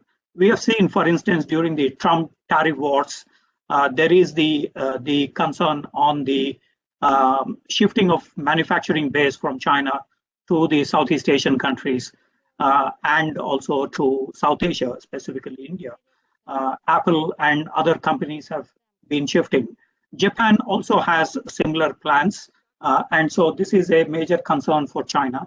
Although China itself is trying to graduate to a high-tech manufacturing country with the Made in China 2025. So this is an area that is going to be competitive from the point of view of Quad and Indo-Pacific developments. E-currencies, Bitcoin, that's another area. State-owned enterprises in China are going to be targeted as part of the Quad because China made it in the 19th Party Congress in 2017 to make the SOEs, state-owned enterprises, as part of their China model to be exported to other countries.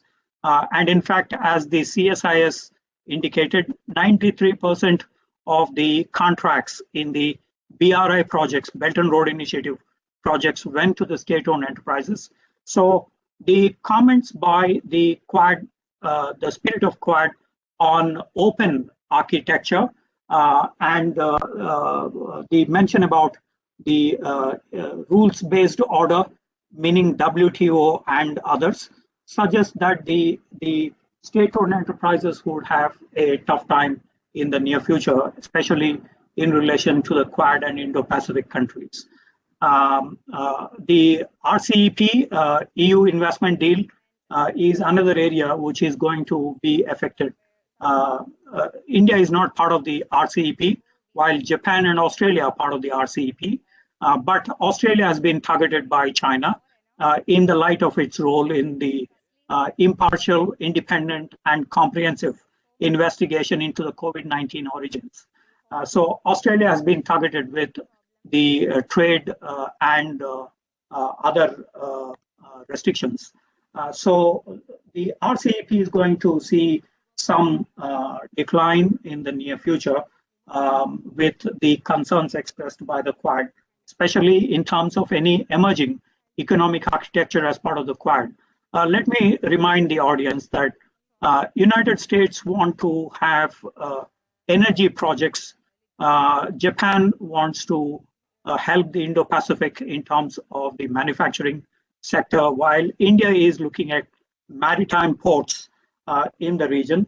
So a division of labor, like what we're going to see in the $1 billion vaccines to be developed by the Quad, a division of labor of that sort is going to be reflected in other fields, in the economic field, which means that China is going to be affected in the longer run on the economic aspects. Critical technologies, which have been mentioned in the joint statement, especially 5G, artificial intelligence, drones, 3D printing, semiconductors, those are the areas which are going to be affected. Although, as I mentioned before, the Made in China 2025 has all these elements. And in fact, today, China is the leader in the 5G technologies, telecom sector. And it is likely that the Quad countries may look at this as a priority area because 5G would also mean a lot of intelligence collection and the other aspects. So this is one area which is going to affect China in the longer run. Military is another implication, especially in terms of the revolution in military affairs, full spectrum dominance, third offset strategy, and in terms of the global commons, maritime, space, cyber domains, likely to see Quad countries coming together on many of these. Already, Secretary Ashton's visit has triggered some interest in working together, as the Indian Defense Minister mentioned in the press statement. Challenges for China are also in the maritime, because the Quad focus at the moment is in the maritime rather than in the continental. So the maritime Silk Road, MSR, is going to be affected. The other is in terms of the Quad Plus, especially the small and medium countries in the ASEAN, South Korea, or in other regions such as Vietnam, Indonesia, or the other countries, as some speakers mentioned about UK, Germany, France, Canada, may likely show interest in this, which means that this is going to be problematic for China in the longer run. In terms of acquiring that legitimacy, as we saw post-1945, a liberal order came into being, which is questioned in many ways by China. And so the Quad probably opens up a new chapter in this, posing challenges to China. There is also, the Chinese have proposed the Community of Common Destiny, which they have not defined precisely, but it appears that they are developing partnerships much closer to a military alliance with North Korea, with Russia, with Pakistan, or other countries. So what we are going to see is the competition between the Quad and the Community of Common Destiny is going to be a full-blown competition in the near future. The strategic autonomy issues would be raised extensively in the coming period. And also there would be focus on ideological challenges, which is a major concern for China, because the spirit of Quad referred to democracy 12 times in the joint statement. And Prime Minister Modi raised the issue of democracy in Japan in 2014 September. And so this is going to be a major problematic area in terms of the ideological conflict with China because of the system that they have been following. Finally, let me look at the countermeasures China may possibly undertake to counter the Quad and the Indo-Pacific. For China, the focus area is obviously in Southeast Asia, South China Sea and East China Sea, that are also referred to in the joint statement. So China is pushing the ASEAN countries at the moment to conclude the code of conduct by next year. So possibly they will dilute the code of conduct in order to accommodate some ASEAN countries. Although China sunk Vietnamese vessels last year, and last week, China mobilized 220 vessels in West Philippine Sea, posing concerns for the Philippines.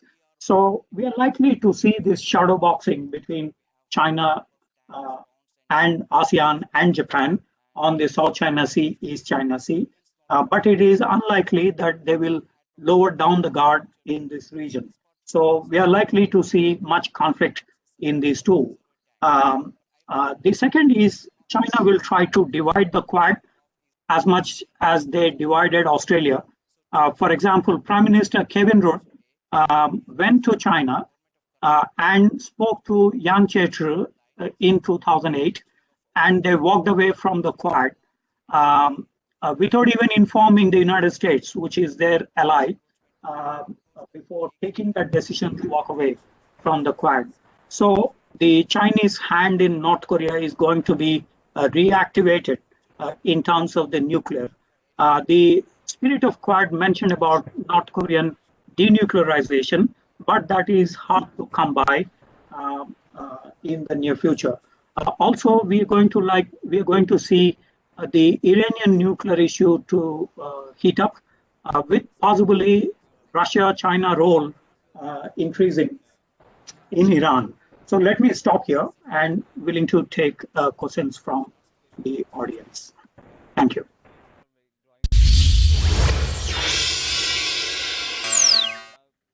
जब भी loan की जरूरत हो ना, पैसाबाजार.com पे जाओ, सभी bank में से बेस्ट ईएमआई वाला लोन चूज करो, झट से लोन अप्रूवल, फट से पैसा आपके अकाउंट में, पैसाबाजार.com। It's pizza time. भैया फिर से 2 medium pizzas. 3 people, 2 mediums, logical ना? अर्जुन लॉजिक दे। डैड लॉजिक है कि पिज्जा का साइज उसका एरिया होता है, डायमीटर नहीं। मतलब एक लार्ज पिज्जा का एरिया 2 मीडियम पिज्जा के एरिया से ज्यादा होता है। QMath.com का मैथ टेक बच्चों को मैथ पढ़ाता ही नहीं, उसे अप्लाई करना भी सिखाता है। आज ही QMath.com पर जाओ और अपना फ्री क्लास बुक करो। बेटी तो यूं सीख जाएगी, प्रॉमिस। 100 साल पुरानी दुकान है, रंग नहीं निकलेगा, प्रॉमिस। ऐसा ही आएगा ना? प्रॉमिस। सिर्फ एक्सपर्ट्स के प्रॉमिस से एश्योरेंस मिलती है, जैसे ड्यूलक्स एश्योरेंस। अगर ड्यूलक्स पेंट से न मिले परफेक्ट कलर, फिनिश और कवरेज, तो हम पेंट रिप्लेस करेंगे। It's a promise. Associate sponsor Asian paints, lamination वाला अल्टीमा प्रोटेक्ट, बारिश, धूप और धूल को आने दो।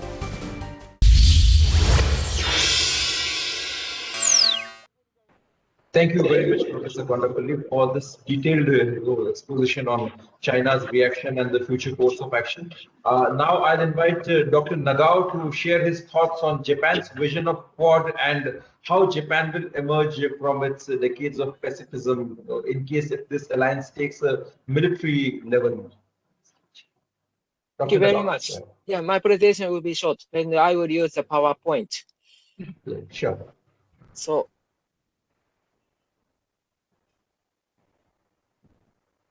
can you see my PowerPoint? Hello, hello? Can you see? Yeah, yes, we can see. We can see. Thank you.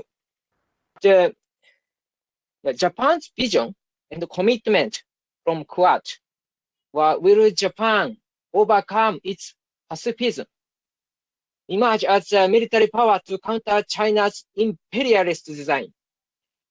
If we want to know the answer, my presentation will indicate one interesting fact.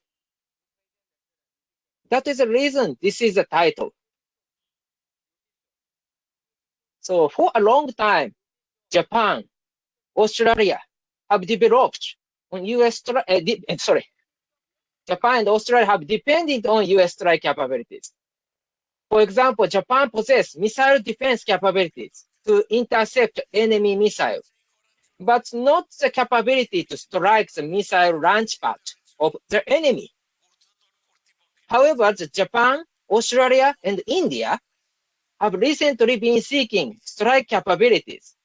So Quad is moving and Japan is changing. That's what I want to say in this presentation. So,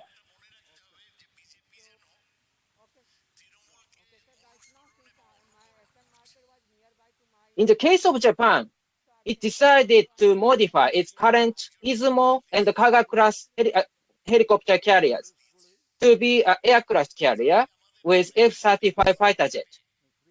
And for those F-35 fighter jet, Japan is planning to possess a 500-kilometer range or 900-kilometer range bomb and missiles. The domestic surface-to-surface missile also extends its range from current 200 kilometer to 900 or 1500 or 2000 kilometer range. So 1500 means 1500 and 2000 kilometer range anti-ship missiles. So there are nearly 3000 kilometers between the north and south edge of Japan or east and west edge of Japan. So given this distance, it is logical for Japan to possess 1000 to 2000 kilometer range missiles. But from the current 200 kilometer range missiles, so 1000, 2000 kilometer range represents a new move for Japan.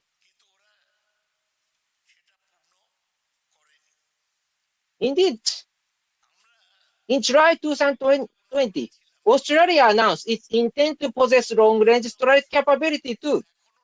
If Australia used the latest missile with F-35, Australia can deliver 2,000 kilometer range.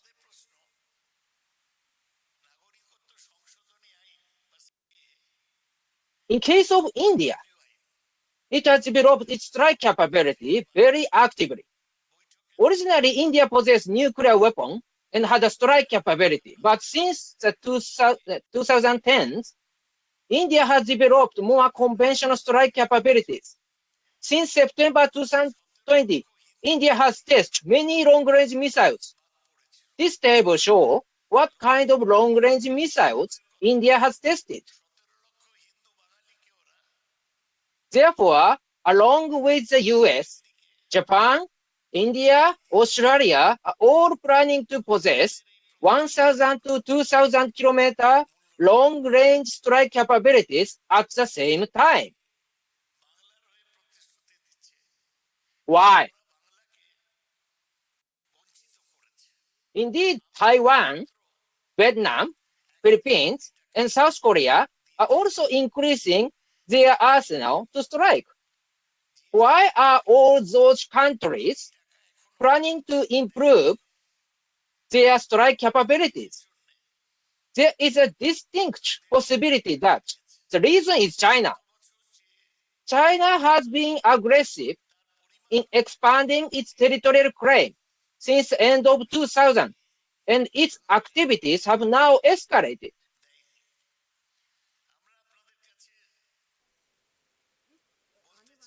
This figure 1 shows that the number of Chinese government and other vessels that entered Japan's contiguous zone were included into a territorial sea surrounding the Senkaku Island.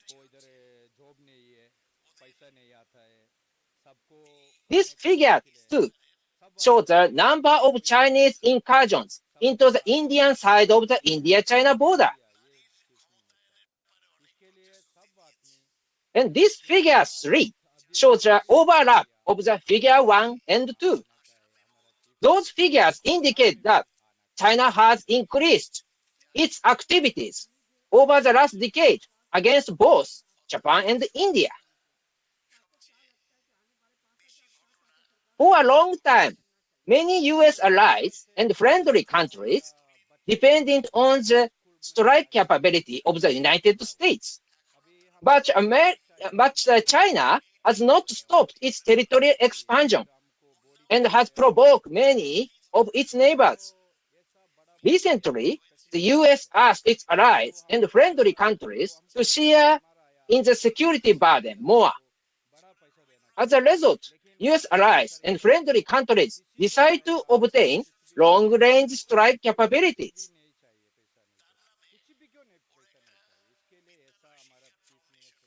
So, will it work?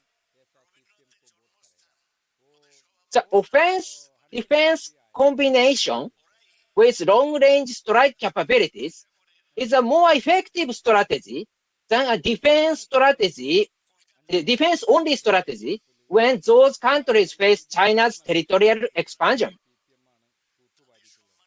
This territorial expansion tends to have a pattern. For example, in the South China Sea, China occupied half of Paracel Island in the 1950s, just after France withdrew from Indochina. In the 1970s, China occupies the entire Paracel Island after US withdrew from Vietnam. In the 1980s, China advanced to the Spratly Island and occupied 6 feet of them just after the Soviet military decreased its presence in Vietnam. And in the 1990s, China occupied the Mischief Reefs after the US withdrew from the Philippines. Historically, when China has confidence in its military capability, it has expanded into disputed territory. Therefore, countries around China need to reduce China's overconfidence in its military capability to deter its territorial expansion. One of the most effective methods is making China defend multiple fronts. For example, if both Japan and India possess long-range strike capability, this combined capability makes China defend multiple fronts. Even if China decides to expand its territories along the India-China border, China still needs to expend a certain amount of its budget and military forces to defend itself against Japan. In addition, to deal with the route China is using to expand its territories, long-range strike capability is useful if the storage or other choke points are under the range of US, India, Australia, Japan strike capability. China cannot have confidence in using these routes. In the case of mountains, India-China border area, India can attack strategic bridges, tunnels, or airports anytime by using missiles. This reduces China's confidence in using these strategic infrastructure. So to deter China's expansionism, all Quad countries, US, India, Australia, and Japan will possess long-range strike capability. The more China escalates the situation, the more the defense capability of the Quad will be institutionalized. Now it's just the beginning. That's my presentation. So thank you very much. Thank you, Abhinav. I think that nearly everything has been said on Quad and its emergence and implications. I must say that it was probably the most comprehensive and incisive analysis that on China and the Indo-Pacific, essentially, that I have come across in a very long time now. We have been talking of several issues, and our speakers have been amazingly candid in detailing out their points of view, some of which, of course, can be debated further, because a lot of things are not as simple as we who are outside the government can say, because there are a lot of things that the governments have to do and say. So I would like to convey, firstly, my deepest gratitude to all the distinguished speakers. Before I just make a few points that I think, in my view, could summarize some of the points that have already been made. Dr. Arvind Gupta spoke of the paradigm shift, definitely as far as Quad is concerned, and we are at an inflection point, and that's precisely what he mentioned, and there is definitely going to be an acute and comprehensive competition. So that is absolutely true, and we need to work on that from that comprehensive approach, because, and then Professor Madhav Nalpat, in his inimitable style, very specifically spoke about the futility of indulging into the strategic autonomy debate, and his conclusion that Quad is there to stay and Cold War 2.0 is there to stay. And frankly, I mean, that is how today's strategic world moves around. Mr. Bradley Bauman, he spoke that decoupling, it has become a reality now, in his view. In my view, I think it'll take a little while longer before the actual decoupling happens, because of the dependencies that have been created by the West with China for quite some time. So ASEAN will also, he said, that carefully watch how the Quad develops, because whether it has the heft or not, that will decide, and that will happen like Professor Kondapalli mentioned about these Philippines, the 220 boats there. Now, are the Quad countries going to talk about it? Are they going to rise to the help of Duterte, who always moves between the two boats? So we'll have to see there. Cleo Pascal, of course, was very candid in her remarks and about the European Union, and again, especially France and UK, and the kind of dynamic that is prevailing between those two countries and how it is going to work because France has very close relations with India and strategic relations, and looks at India immediately in terms of importance as far as Western countries are concerned, and tries to compete with the US in that, not only in the European Union, but also in the larger landscape. So I think that is something that has to be watched, and we'll have to work. I fully agree with you, and I have been always advocating, because West Asia is my area of interest, that cryptid is going to emerge. China, Russia, Iran, Pakistan, Turkey, and maybe Qatar to some extent. And this is a thing which is already there very much, and it has acquired the heft. And no, because China has got under the American radar for all this while to strengthen itself within the Middle East. So that is something that is going to be of special significance to countries like India, and I think we need to watch about that. Dr. Fred Smith, he said he's not a doctor, but let me say, he spoke about the off and on approach of the Australians or Japan or India for that matter, because none of these countries have been very clear exactly what they want of Quad, or can they confront China. It has not happened as yet till today. And we know that this is, if the Quad summit happened, China was not even mentioned once, except in the context of South China Sea or East China Sea. So even if it is there very much in the room, it has not been talked about for whatever reasons. So as of now, we are not ready for that. Dr. Kondapalli, of course, gave the real insights into what happened, how China is going to react in his SWOT analysis that he mentioned.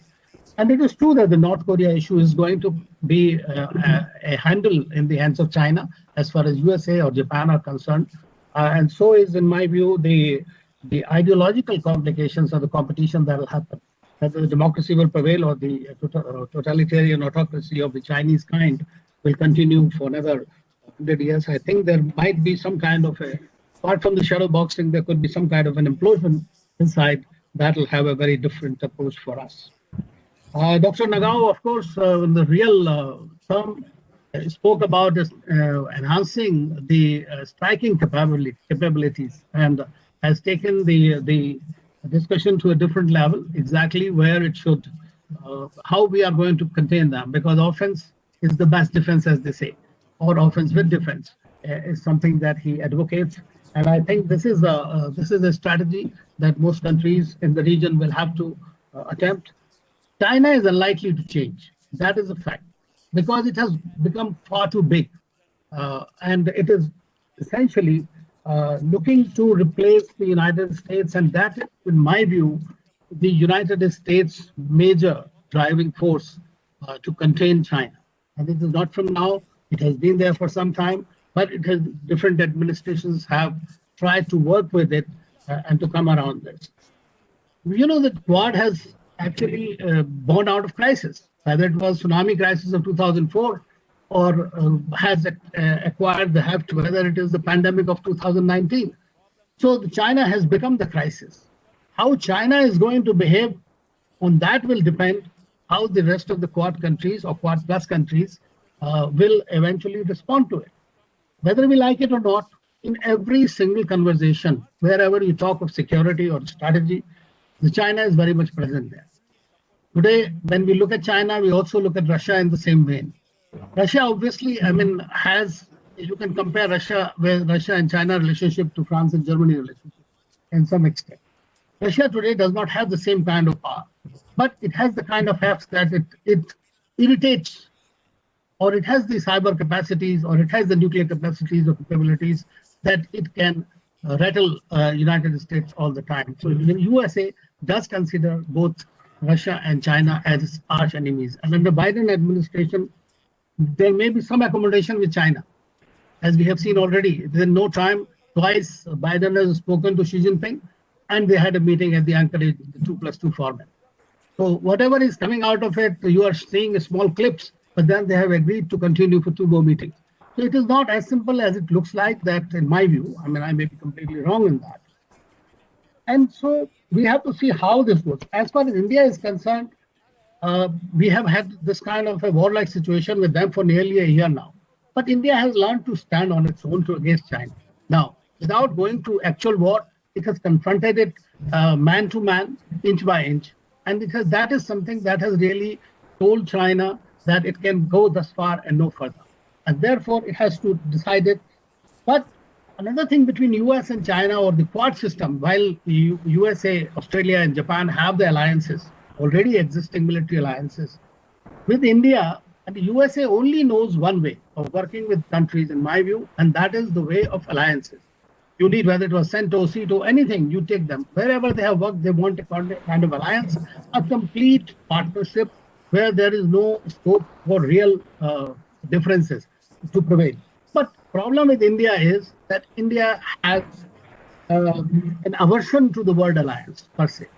So the foreign minister or the government comes out with multiple alignments, issue-based convergences, and those kind of things. But today, India has a right. I mean, in terms of soft power, in terms of its military capabilities. But the thing is that there is still a trust deficit vis-a-vis the United States, in my view. And that is the trust deficit in the policy establishment, even though the government might go out of the way to cultivate them because of the technology prowess of the Americans or the edge. But at the same time, there is at somewhere at the base level, and that's why the question of strategic autonomy always comes and prevails in the mindset of it. We have seen the visit of General Austin. Before he came, he got this human rights kind of a thing to be taken up with India. When he talks to the bilateral press conference, he doesn't mention that so much. But when he invites privately the Indian and the others, and creates a controversy for the domestic audience. So let us not forget, under the Biden-Trump administration, might have been Twitter-friendly, might have been Exodus or whatever, but it was the one administration that really stood up for India openly and continued to work with India in that sense. Whereas Biden administration, being fully professionalized administration, it's people understand the value and they are trying to work out various strategic equations. And I feel that they are trying to work together somehow, find a modus vivendi both with China and with India, with Quad, with something, so that there is something like Quad that can stand up if necessary. But at the same time, let's try and work with China, at least in the medium term, and in the long term, try to contain it as far as possible. Unless China, of course, buys into it. China goes ahead and tries to attack Taiwan, which it will not happen because you don't kill the goose that gives you eggs, that kind of thing. Now, we are all talking about ASEAN centrality. Now, ASEAN countries are not one. They are one internally with their own things. But when it comes to choosing sides, they still prefer, a large number of them, to keep China happy. None of them. I mean, Philippines, we just talked about. The Philippines, the ICJ judgment did not get materialized at all. And China is continuing to work with Vietnam. I remember the Vietnam ambassador, who used to be earlier foreign minister. He clearly said, we don't want to get in between India and China. We have a relationship with China, we have a relationship with India. So till you have that kind of some kind of, I would say, a pH value that will give you a certain kind of neutrality there, I think it might be a little bit difficult to work. And China will definitely try to divide and work with different countries. How it's going to now, last point I want to make is about, we are all part of various organizations. India, for example, is chair of the BRICS this year. India has been the founding member of the RIC, that at one time we have Americans who were so critical of, and they said it was an alliance which is being created against the US and the Western countries. And we continue to remain attached to that, whether it is BRICS or the RIC or elsewhere. We try to work with the Chinese. Japan and Australia are part of the RCEP. That is not liked by India at all, because it is going to have impact on our negative. How do you bridge these kind of divides? Because see, at the end of the day, bread and butter issues are also equally important as your financial security. And I think for that, how they will be handled will depend whether we can start negotiations again on TPP, and can India be a part of the TPP. So let's look at that. Another thing that I'm very hopeful with, and I hope that takes traction, because that can dent into the Chinese armor, and that is if we can have a successful Russia, Japan, India trilateral. That will create a lot of issues for the Chinese, but it will provide us some kind of a move in that. In the end, I would like to thank all our three partners And I must compliment Professor Nalpat, like others, that NewsX and Sunday Guardian are doing an amazing job, I must say, focusing the right issues on the foreign policy, which not many channels do, and the Bridge India, for that matter. Finally, let's just remember that there are no free lunches, especially in the domain of foreign policy and security policy. But let us at least try to have the dessert of our choice. Thank you once again for everyone. You're very kind. Thank you. Yeah.